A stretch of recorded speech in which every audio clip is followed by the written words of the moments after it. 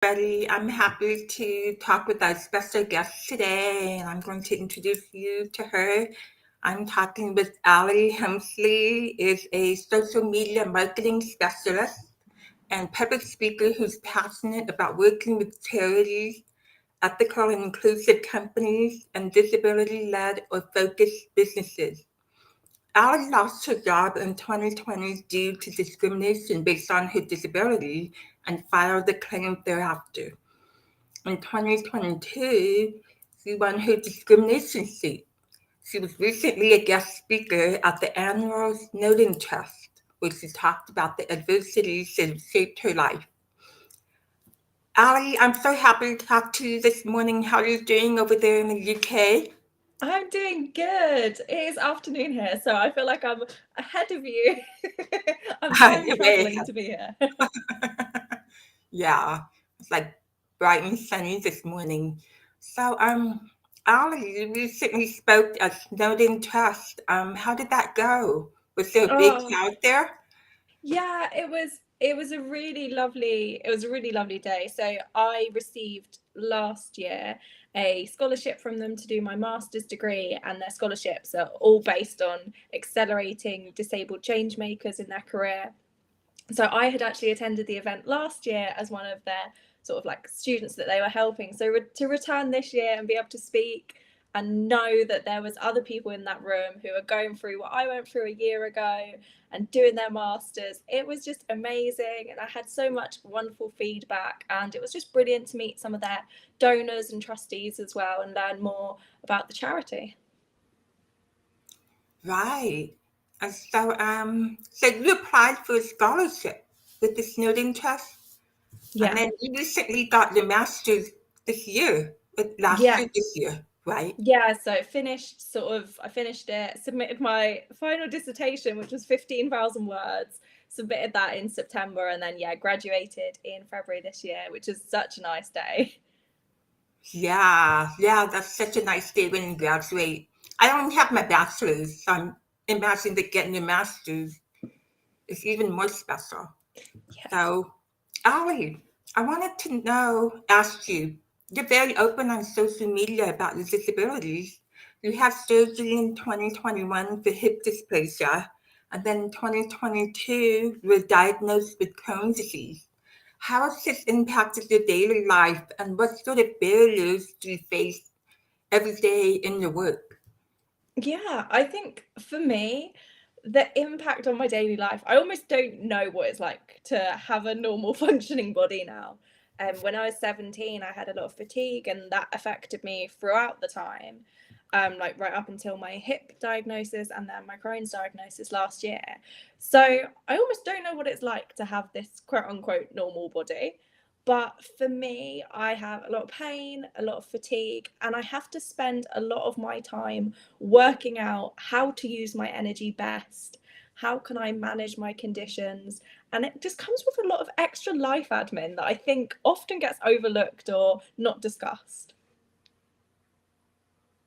Yeah, yeah. So, how do you cope with the fatigue? I mean, I cope with fatigue sometimes. I mean, we were talking about the spoon theory earlier, and how do you decide what to do on certain days and what you don't have enough energy to do on other days? So, how do you balance that?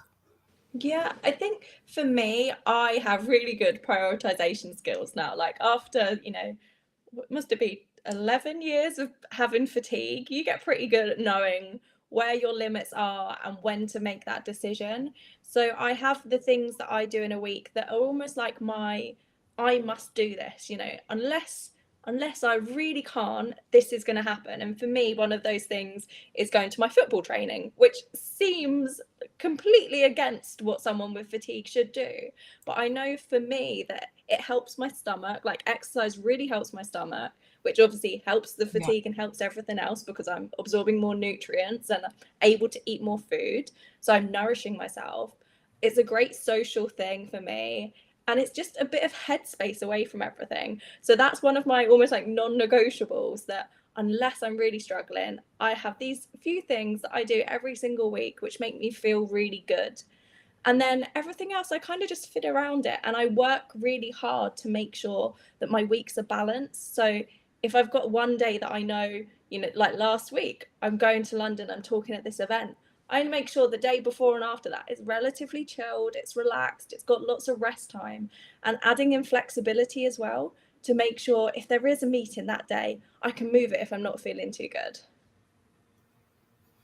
Yeah, yeah, I can see why. It's like you're storing up your energy for this big day where you're going to speak, and that's going to expend a lot of your energy. I can see how that would be. Yeah, the day before and after. And so, how did you arrive at your diagnosis of hip dysplasia? Was that a result of something else that was going on, or that's developed?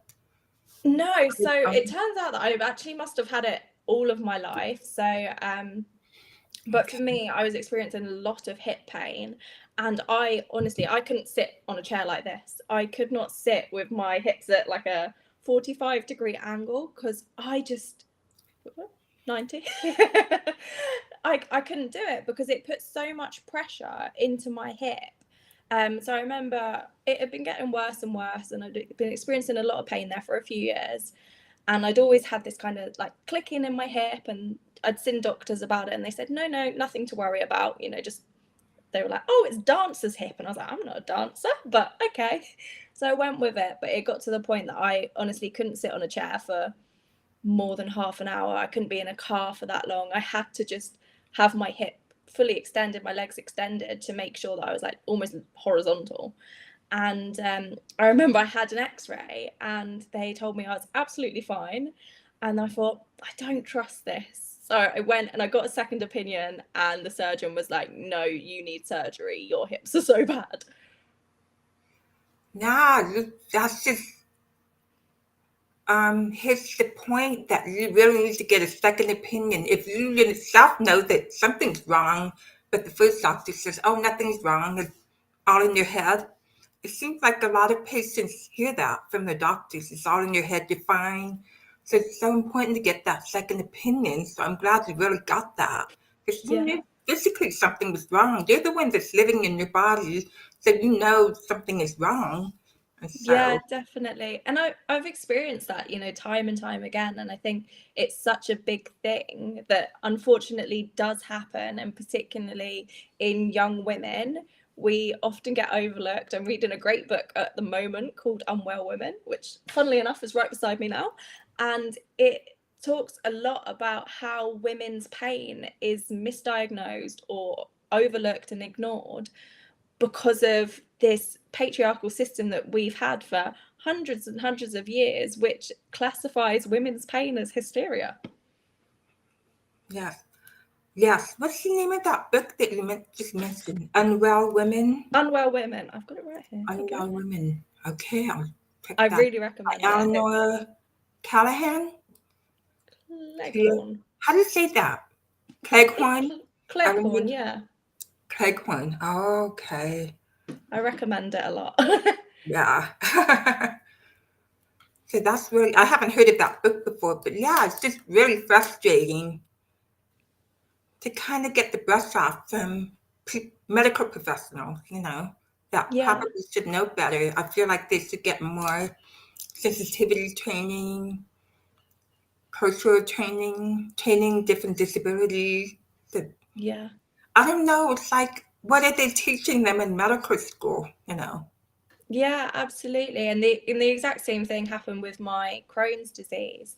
I had gone to the doctors for over 5 years talking about how I had stomach problems, and they just told me, you've got anxiety, it's all in your head, you don't have anything wrong with your stomach. And then obviously years later to be diagnosed with Crohn's disease, which is an incurable inflammatory bowel disease, it's just so frustrating for the first part, but also it was a real moment of clarity. It was, I do know my body. I have known for all this time that something more is wrong.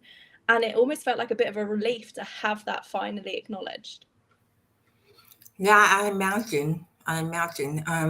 I know several people with Crohn's disease. It seems like it's more people are getting that. and it's really tough to live with from what I hear. So, Ali, in a recent post, you talked about how female business owners subscribe to hustle culture and how that feels unattainable to you.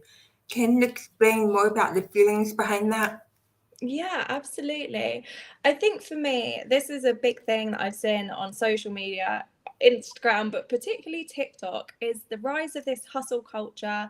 And we really glorify it. You know, you have people that are sharing, just as they share what I eat in a day. It's let me take you through a day as me of a six-figure business owner. And it's great, but it's jam-packed. They're getting up at 5 in the morning, they're working out, they're in meetings all day, and they're having these 12, 14 hour work days, which to someone with fatigue is just not achievable. But also, I don't think it's sustainable for anyone. I think that sort of behavior leads to burnout, and we're just creating a world where people feel forced to do those days to be successful, when actually, what is success if it's not sustainable and if it's not making you feel good?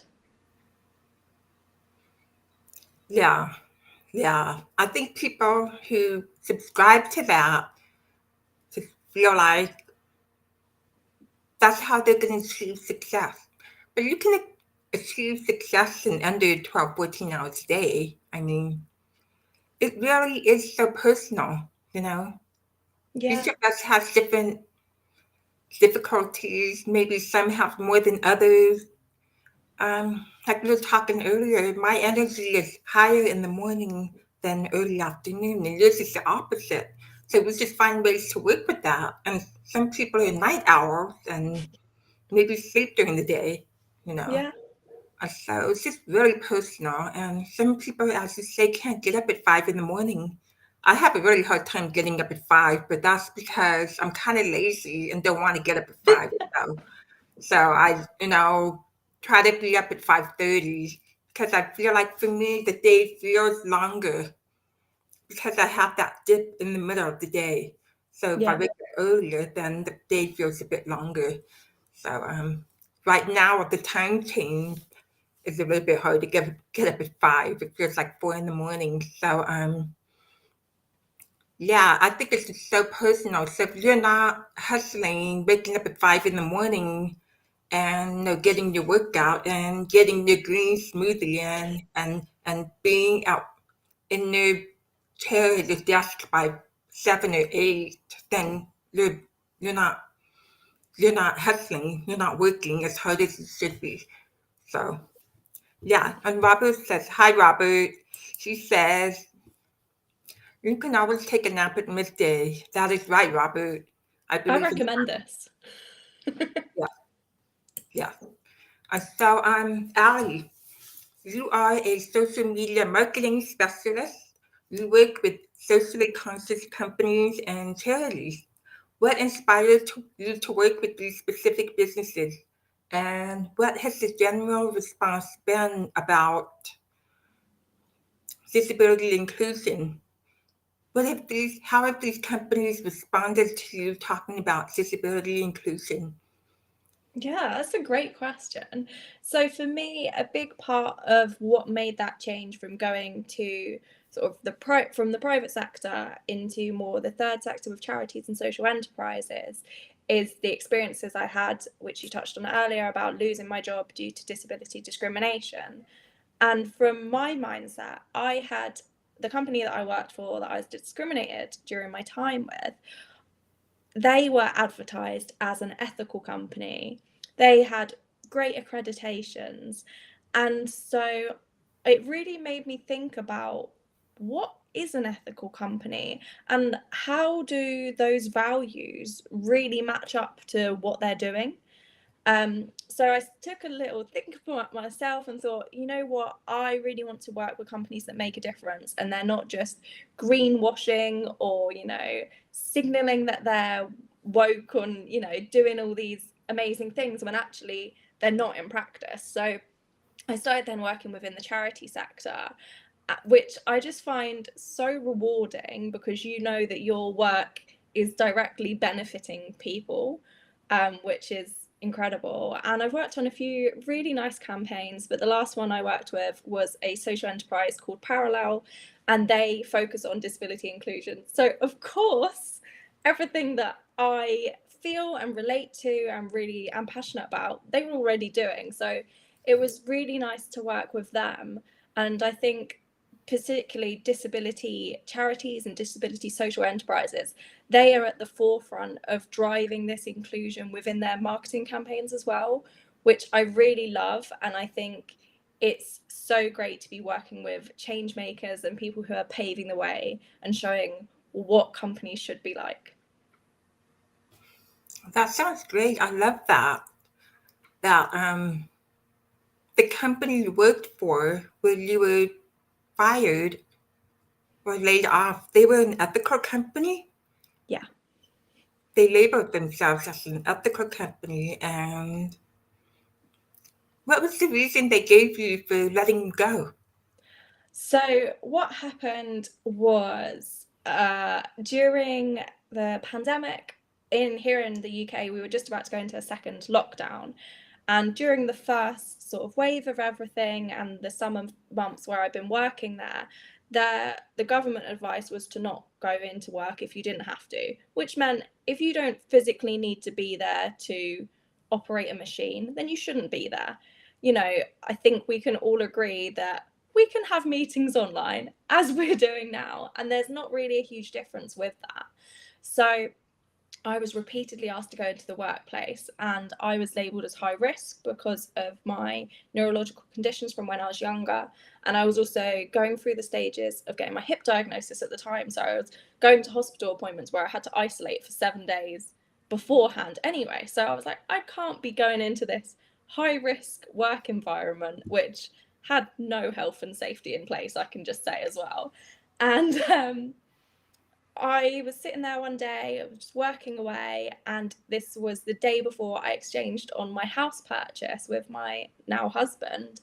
And I was head of marketing at the time, and I got a phone call from someone who said that they'd seen this marketing job advertised online and they'd love to know more. And I was like, oh, I'll put you through. And I was very confused, but I put them through to the company director and then thought, I must look at this job. And I realized that it was my job. And the only difference in it was that there wasn't allowed to be any remote working. So they explicitly were saying, you know, we need someone to do this job, but we're not happy that Ali's working from home, which that essentially was the crux of it. And you know, then I was taken through this sham redundancy process where I was told it was a redundancy situation. So it was nothing to do with my actions. It was to do with company needing to make savings, but no one else on my team was considered. There was no other options put to me. I was putting other options to the company and they were just ignoring them. And obviously, as the outcome of the employment tribunal shows, that it was a sham and it was all done deliberately just to get rid of me because they weren't happy that I was acting in line with government guidelines. Wow. Yeah. Yeah, I heard something like that happening with other people. Like, they didn't tell you straight out. Somebody sent you the job posting of your job. Yeah. This one downside of working for a big company. This was a big company that you were working for, right? No. So in the scheme of things, they're not a huge company. They're very much like a six-figure company, and their products are sold on a really wide basis. You know, they're in like Selfridges and Boots and things like that, major retailers over here, and they had a global market as well. So you know, they're participating internationally. But in terms of the actual team, it was quite small. They probably only had 20 to 30 staff working for them. And in terms of my team, it was myself as head of the team and I had 2 staff under me. So really very small in the scheme of things, which was really interesting. And I think to me, it just showed that, you know, even on that level, it's not like this massive company where I'm an insignificant part. The company director was my manager. And, you know, they had meetings with me every single week. They knew I was going through my house purchase. They knew everything I was going through, and they were still willing to do that. Yeah, that's pretty nervy of them to do that. But I'm really glad that you won your discrimination suit against them. So that's really encouraging. And maybe that sends them a message that Yeah. they should treat their employees a bit better. Yeah, You it know. was it was really interesting as well because the day that I won my tribunal was International Women's Day last year, and I remember they posted on their social media saying how committed they were to ensure that women were successful within their business. And they said, we're committed to a world without discrimination and bias. And I'm sitting there going, I've just won an employment tribunal against you today, and you've posted this with this lovely image of the women that were working there, which obviously then didn't include me. Um, and I remember when I went public about it a few months later, even though it had only been, I think, 3 months since that image was posted, I think 5 of the women in that picture out of 6 messaged me and said, I no longer work for the company. Please remove me because I don't want to be associated with them anymore. And now the company has gone into liquidation. They owed hundreds of thousands of pounds to HMRC, which is our tax service here. And it's just very interesting, I think. I almost think that when we look at the bigger picture, we can see that this poor employment practice perhaps is an indicator of bad practices going on elsewhere in the business. Yeah, definitely. If you're starting a business and you don't have decent business practices in place, I don't think your company is going to work very well. I mean, employees need to feel valued for the work they do and to be treated as a human, which oftentimes doesn't feel like that for many employees. So the fact that you won this employment suit would show other people that how other managers, professionals, how they should be treating their employees. It sends the right message.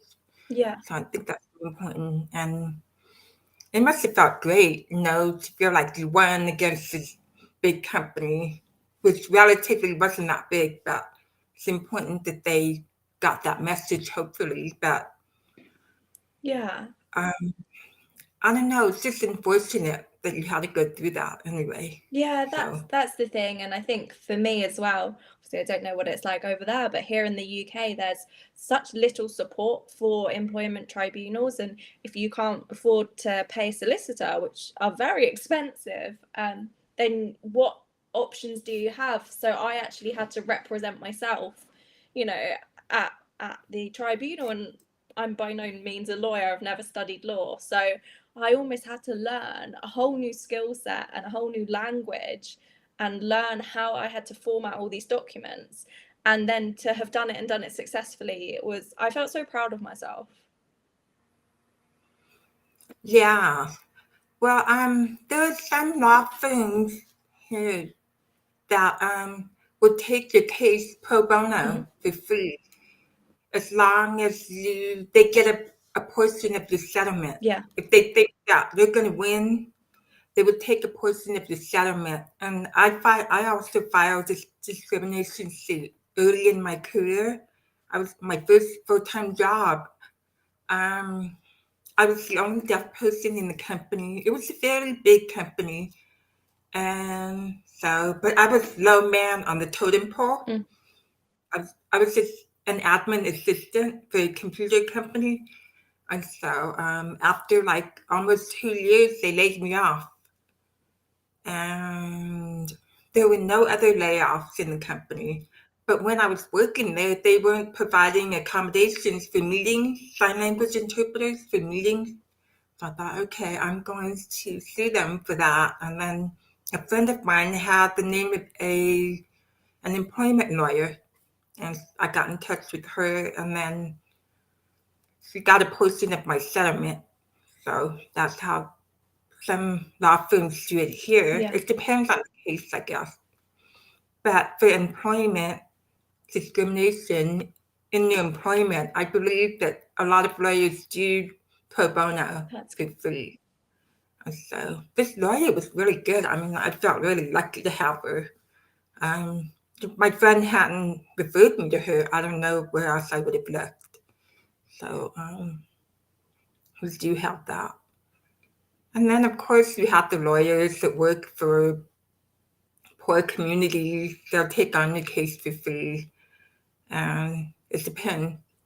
So, but yeah, that's something that should be happening in the UK, though. Yeah. I think there's some lawyers there that do things pro bono for free, as long as they get some kind of payment from the settlement. So that's really important.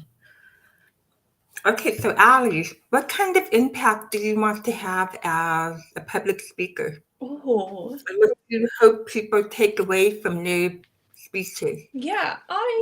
I hope that, I guess there's kind of two things that I hope. I hope that people within the disability community or within other marginalized groups can relate to what I'm saying and know that they're not alone going through struggles, and can, feel a bit of hope to know that I've gone through these struggles as well. I've gone through this adversity and I've kind of come out the other side of it. Don't get me wrong, I still struggle on a daily basis, but overall my life's pretty good and I'm very happy and I live a good life. And I think there's a lot in connecting with your community, and I find that so moving and so powerful.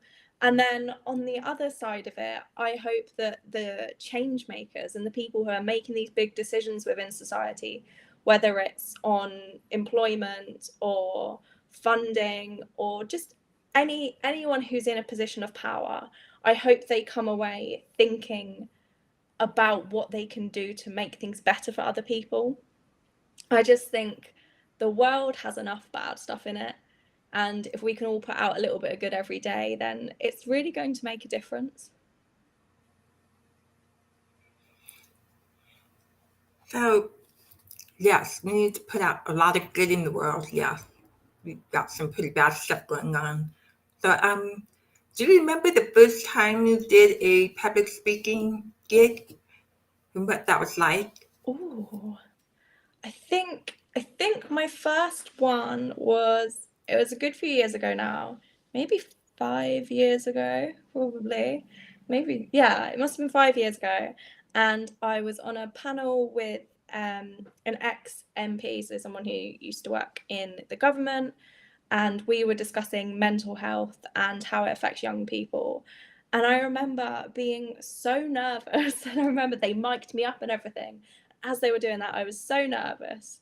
I was so shaky. I'd literally fallen over on my way to this event. Like, as I walked in the door, I'd fallen flat on my face because I was so just tired and anxious and all of that. And as soon as I got on stage, as soon as that first question came to me, I just remember taking this almost like this sigh of relief, because somehow all the nerves went away because I was talking about something that meant so much to me. That kind of feeling and that passion outweighed everything else I felt. And it was just a real moment of clarity for me of, this is what I want to do. This is going to help other people, and I'm going to do my best to be as open as I can so that I can touch someone else's life. Wow, wow. That must have been unnerving though, but once you got on stage, you felt like pumped up. Yeah. Like you felt like you were in your element, right? Yeah, absolutely. And I just think when it's a topic that you really care about, you're always going to speak so eloquently on it because it comes from the heart. I wasn't there like with rehearsed answers. I didn't know what the questions would be. It was just speaking about my experiences and letting that passion come out. And like I said before, it was connecting with people and showing them that it's going to be okay and there's things they can do to make themselves feel better and support other people and just make the world a better place. Yeah. Do you generally get good feedback after you speaking? Yeah, After, yeah. yeah. I think it's always difficult, especially something that I've learned more recently as well, is when you are in this position of, I guess, having a platform within a community, it's hard to balance what other people want from you and what your community needs you to do. And so for me, part of that has been making some sort of tougher decisions on where I draw the line of my boundaries and making sure that I'm staying true to the community whilst also, enjoying my public speaking work. And I think that's quite difficult, but I think by putting those boundaries in place and making it, just makes everything more accessible for everyone. So, for example, making sure if I'm working on a panel, that panel is inclusive. Yes, we do need that disabled voice there, but are the other voices there as well? And I think it's just making sure that everyone has a seat at the table and using my influence to do what I can to ensure that happens. Right, right. So, what are the misconceptions that really annoy you about that people have about disabilities in general? Like, for example, for me as a deaf person, I've heard that deaf people can't drive, which is really annoying, right? I mean, with deaf, we can drive, we can operate a vehicle, a car. So, like, that's kind of annoying, which I've gotten used to hearing that. It's like, we're not blind, we're just deaf, we can drive. We have to be more alert. Yeah, we are forced to be more alert and look constantly around us. So, what is that for you? I think there's quite a few, to be honest. I think one of the biggest things for me that I've experienced is because I became ill at 17 and was dealing with chronic illness. It was something that you couldn't see. So there was a lot of things of, it's in your head, or you can't be in pain all the time, you can't be fatigued all the time. It was a lot of misunderstanding about how genuine and how serious my condition was. And I think there's a lot, as I said, there's a lot of young women that experience that, even when speaking to their own doctors. But I also think as well, it's there's a real just overlooking of how much disabled people can achieve. Like, I think disability is often seen as this like cookie cutter image. We have the stereotypical disabled like symbol on a sign, which is a wheelchair user, and that's not what every disability looks like. I think just as there is within any group of people, there's so much diversity within disability. And I think that often gets overlooked. And I think we often almost compare disabilities when that's not possible to do. In life, we cannot compare our struggles because everyone will react to things differently and deal with things differently. What might be, a big thing for someone else might not be a big thing for me. And I think it's just a lot of misinformation out there and just a lack of understanding and real empathy.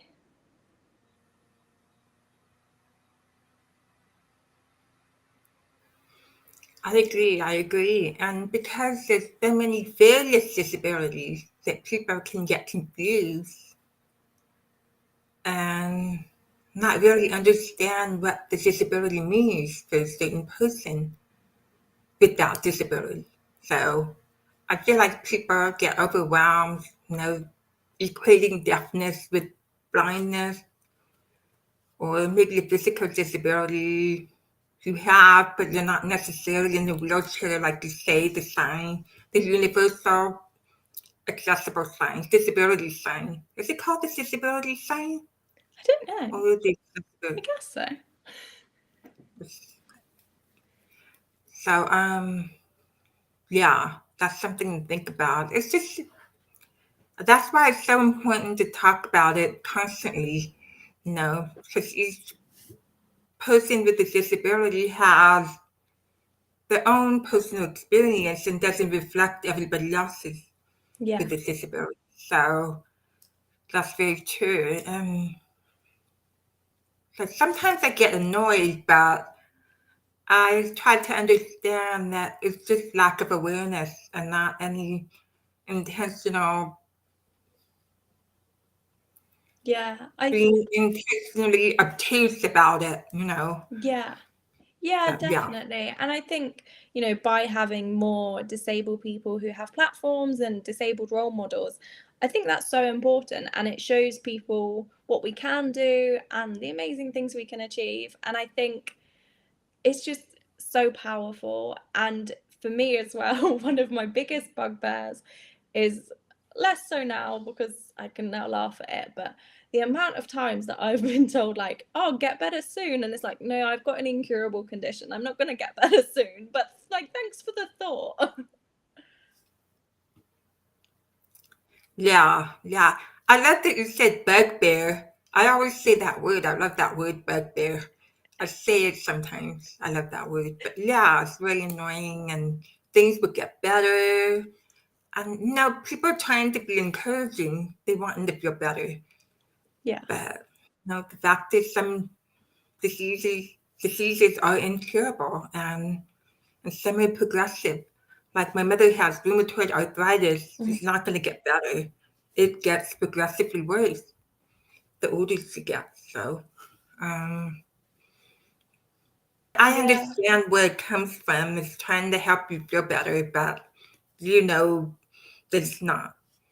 So, Ali, what can we look forward to you this year in 2023 in terms of your speaking engagements and other work that you're doing? Oh, that is a big question. At the moment, 2023, I'm taking a very relaxed approach to it. Last year, I had so much going on. So I had my employment tribunal. I also had finishing my master's. I then also got married and had our honeymoon. So 2023 is, I'm hoping, a bit more of a relaxed year. Um, so for me, it's focusing on more just building my community, like sharing my posts on LinkedIn and doing that sort of, I guess, gentler touch of content, rather than the such intensive things like speaking engagements. Obviously, I hope there's some coming up and I will be very excited to share them. But for me, this year is focusing on myself, my partner, my family, my friends, and just getting myself back to a bit of a level. I feel like, especially with the pandemic, we have all had such a weird and difficult and emotional few years. And I know that, mine has only been made worse by, my hip surgery and employment tribunal and Crohn's disease diagnosis. So for me, 2023 is just about getting back to that a bit more of an even place, just getting back to a sustainable place and then just putting some joy into it. And I think my focus is on just enjoying life. That's wonderful. I love hearing that. So I'm curious, what do you do for self-care? Oh, That might be important for other people with disabilities to think about some aspects yeah. of self-care. Yeah, I'm such a big believer in self-care. For me, that looks like saying yes to things sometimes, and sometimes that looks like saying no to things. So I actually believe that saying no is such an important part of self-care. And like I said, making sure that your week is tailored to you. Like, for example, you work best in the mornings and you have a sort of mid-afternoon slump. So you want to make sure that those mornings are utilized and those mornings are having you feeling good and you're not putting something on in that mid-afternoon. So I think self-care often gets almost characterized as bubble baths and face masks, which, don't get me wrong, I really love. But I Yeah, think self-care it's also like the bigger things as well, like setting those boundaries, going, okay, at this time I'm going to shut my laptop and I'm not going to check my emails 20 more times because I'm a big refresher of emails and I, need to learn to step away from that. So self-care for me is a lot about boundaries. It's a lot about listening to my body and making sure that I work flexibly and I work to look after myself. I really prioritize myself and my health. And then I, do some nice things as well. So I have a physio massage once every 3 weeks because I find that so beneficial. And also, like, the girl that does my physio, I class her as a friend. So we have a really lovely catch up as well. I had mine yesterday, so I'm feeling very good and refreshed. And then also, just nourishing meals and time spent with people you love. And I've got a lovely dog, so lots of doggy cuddles. And yeah, but I think it's self-care is both the big things and the little things. yeah. I don't think we can overestimate how wonderful full feels to have a dog and just like be cuddled. Oh, there's nothing like it, right? I have Yeah. 2 dogs. You have 1 dog? Yeah, just one. Yeah.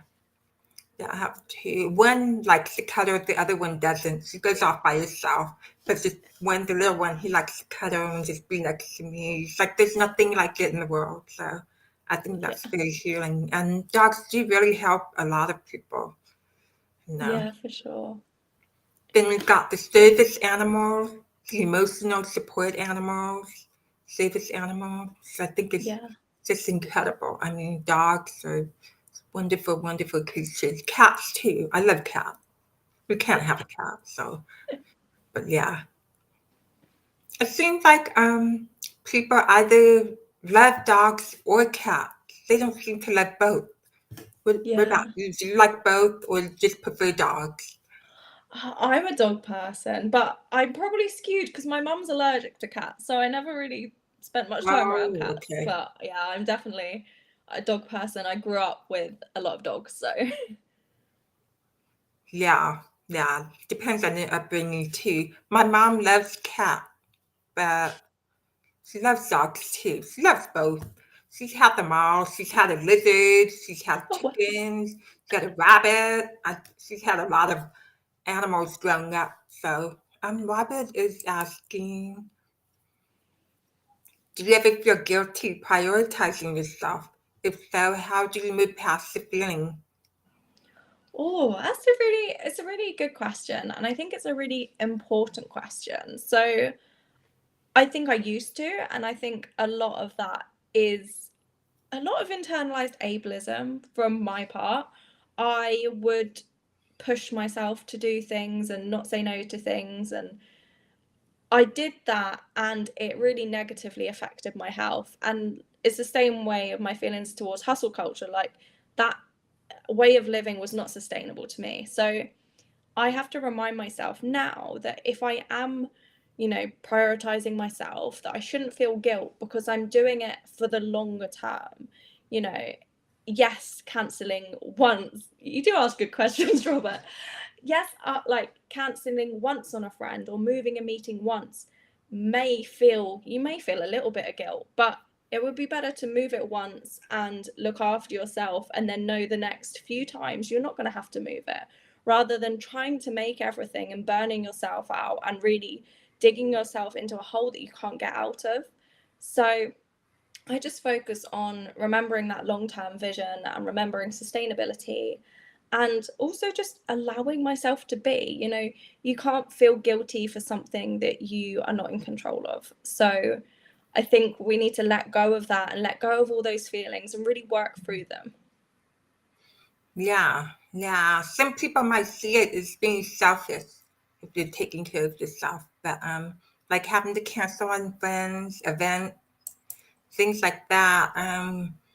Yeah, I've noticed being the flake in my friend group because I've had to back out of some things that I just had anxiety about and didn't feel up to going. So, but I think they're used to it by now. I try not to be a flake. I mean, nobody wants to be known as a flake, but they're very understanding, so I've been lucky. So it's important to understand that self-care isn't about being selfish, it's about taking care of yourself. And if you don't take care of yourself, you can't take care of others around you. So it's important to Yeah. do that. Yeah, absolutely. And I think as well, just you have to put yourself in the position of the other person. If I might have to cancel on a friend, I think, well, if I was my friend, would I rather I came and I didn't feel well, or would I rather I looked after myself? And as a friend, I would always rather my friends would look after themselves. So you have to assume that they feel the same way about you and that there is that mutual love and respect and understanding. I think also it shows really good boundaries, and as I said, that's something I'm a big believer in, especially in the workplace. For me, a previous job, I noticed that a lot of people would have days where I looked at their calendar and they were in meeting after meeting after meeting.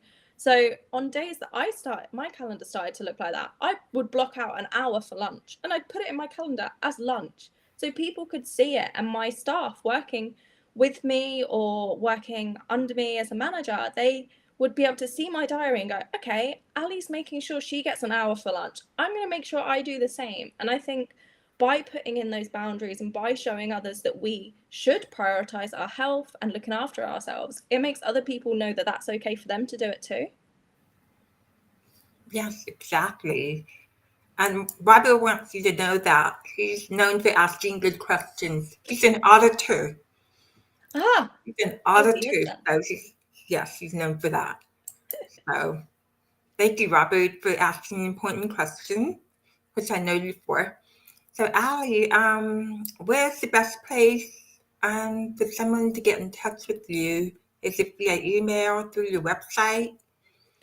I would say the best place is, yeah, email is always good. But to be honest, I am loving LinkedIn so much at the moment.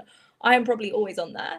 It's actually one of my like most go-to social channels now, which is really interesting. And I think for me, it's just the way that I've curated my connections and the things that I follow, the topics I follow on there.